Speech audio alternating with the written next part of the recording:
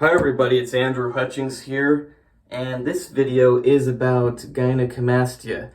And I'm not sure if I'm going to post it or post it immediately. Maybe I'll wait till I have like a lot of really good videos and post it in between them, because right now my most recent videos aren't that amazing.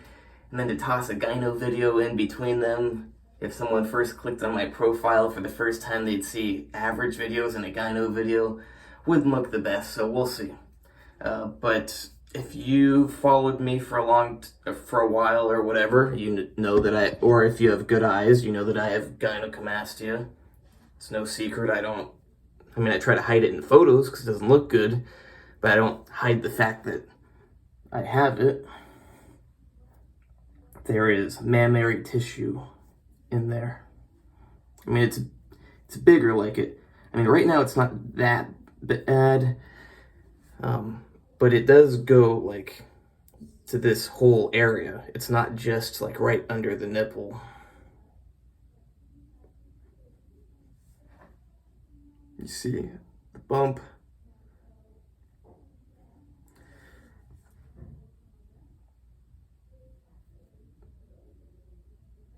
All of this stuff is mammary tissue. And eventually, if I can get it done cheap enough, I will get it removed. Because I have been prescribed tamoxifen, I've been prescribed raloxifene. Neither of them could get rid of it. I know lots of other people who, and mine didn't come from taking a steroid cycle and getting it, but I know other people who, even someone very close to me who was doing just a 200 milligram test per week cycle with 10 milligrams of D-ball before workouts. And he developed gyno, and he took tamoxifen for 2 weeks, got rid of it completely. His gyno was almost as bad as mine, just after a few weeks, after 6 weeks of using test. But mine, I've had it since I was 19 years old. I'm 24 now. It's just not going away no matter what I do. Maybe if I took letrozole every day and crashed my estrogen and took raloxifene and blasted my body with DHT, and maybe I actually asked for a topical DHT solution, but doctors wouldn't prescribe it. But yeah, maybe if I did all that, and I put some super androgens on here, and direct topical raloxifene, maybe then it could get rid of it, but I've tried the pretty normal routes of taking tamoxifen and raloxifene. They can't get rid of it for me. They do keep it smaller for the most part. Sometimes I'll be taking it and it still flares up. It's like, what's going on? Honestly, those drugs don't work very well for me. My gynecomastia can get worse while I'm on them. Usually it gets better. Usually it keeps it under control. When I'm not taking them, it's usually a bit bigger. There's more fluctuations.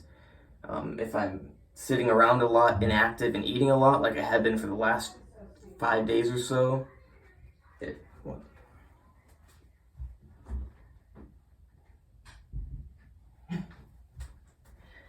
gets worse. Like when you increase in body fat, it tends to aggravate it and make it worse. Body fat does increase estrogen. Sorry if that light annoys you, but it is what it is, and you still get to hear the information. So yeah, when you increase body fat, you increase aromatization, so that could be why. Could also just be that when you have more of a calorie surplus, there's more nutrients. I don't know exactly the reason. I don't really care exactly why. I just know that when I get a little bit fatter and lazier and stuff, my gyno gets a bit worse. Coffee also makes it worse. Caffeine in general makes my gyno worse. Lack of sleep makes my gyno worse. Yes, the interesting things.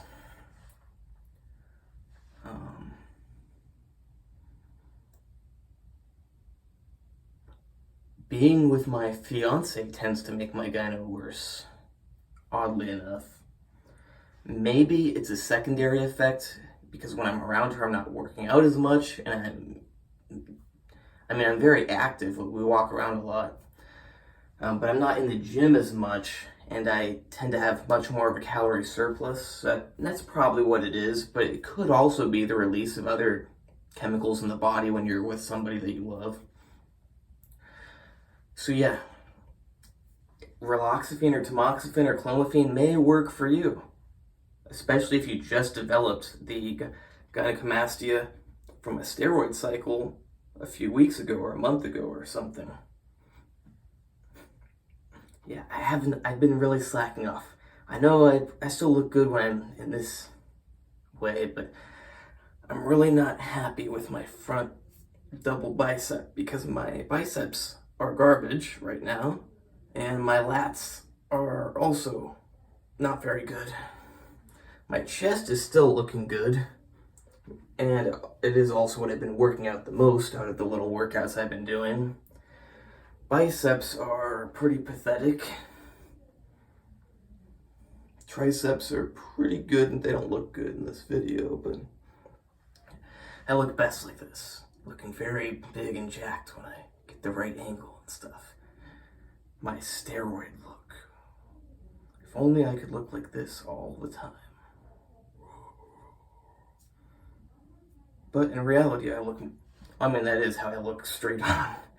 But then when I turn to the side, or like this, or like this, or like this, or some other way than being straight on, especially, but when you pull your arms up and then push in a little bit, that you kind of like pop your shoulders out extra, that you look the best, or that I look the best.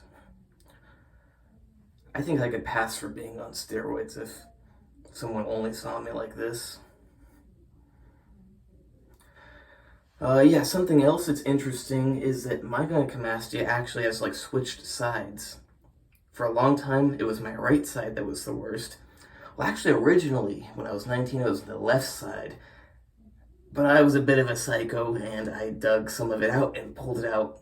Actually, I couldn't get it out with my fingers, so I used pliers, and yeah, but don't do that. I wouldn't do it again. I wasn't doing the best when I was 19. I had lots of other health problems and other issues, and I was not in the best mental state. So that's probably why my left side was smaller for the following years, because I pulled some of it out when it first formed. But yeah, for a lot of years, my right side was bigger. And then like a year ago, or 9 months ago, it like oddly shifted to the left side being bigger. And then a few months later, the right side got bigger again. And now it's like they're equal. About a week or two ago, the left side was bigger. But yeah, long story short, they grow independently of each other. They don't both grow the same rates. They don't both shrink at the same rates. Sometimes one side will almost completely go away. Sometimes one side will get a lot bigger. It's really unpredictable. It doesn't make a whole lot of sense. Like, obviously you can theorize as to why it would happen, but at the end of the day, it doesn't make a ton of sense for it to be so independent, because all the variable, I guess it kind of does, but I'll let you decide. If you know a lot about the human body, whether you think, I'm like on the fence on whether it makes a lot. I mean, it's hard to say if anything in the human body makes a lot of sense, because you can't really predict anything, but yeah. I mean, in general, you would think that gyno would be kind of about the same, because your bodily hormones, if you have the same tissues, same blood flow pretty much, same everything, but it just doesn't work like that, because all the little differences, they add up, and you end up with different results. Maybe if I make all my videos like this, I'll get more views because I'll look bigger. So I hope you like this video. You can hire me for training, advice, consultations, plans, coaching, etc. Same thing with diet, same thing with nutrients. Hold on. I'm gonna go. Did you want to go or not? Hold on 1 minute. But I'm not going. Hold on a minute. Okay, I'm gonna be in my car. I'm making a video. Hold on a minute. My website is andrewhutchings.org. My Instagram is natural_true_fitness. You cannot hire me for medical advice. You can hire me to consolidate medical information, put it all in one place, along with my opinion. And please hire me, that way I can afford to not live at home with my parents, because I'm going to be living in a country and going to even if I went to medical school here, I couldn't afford to support myself, because when you're in medical school, you can't work enough to support yourself. Most people take out loans. But I'm going to be living in a country where even if I were to work a lot while in medical school, which I'm going to, I could not support myself because I would only make like $100 a month, and it would cost like $1,000 a month to live. So hire me for something, and I'll give you the best bang for your buck, because that's just how I am. You'll help me out, I'll help you out. Yeah, it's great. You'll be so glad. Also, my book on tendonitis is coming out as soon as I know my major with my university. It should be biochemistry and molecular biology. I could have almost got a biology degree and a chemistry degree. I was like one total course short of a chemistry degree, 3/4 of the same course. I think in like one other class. So I was like 2 classes short of a chemistry degree, all the classes of a biology degree, all the classes of a biochem degree. I should have got a minor in chem. I mean, not that this stuff matters that much, but I may end up getting just a biological sciences degree, because university people are... The hardest part about university is the people there, not the course material. But regardless of what my degree ends up being in, biological sciences or biochemistry, molecular biology, it doesn't change my knowledge and my skills and all that stuff in me. Hire me to tutor you in chemistry, pharmacology, organic chemistry, chemical biology, whatever. Just not calculus, advanced physics. I mean, I could tutor basic physics. Or computer programming chemistry. I'm not going to program chemistry into a computer. Or physical chemistry. Oh, give it a like and a comment and a subscribe maybe. Even a bell icon maybe.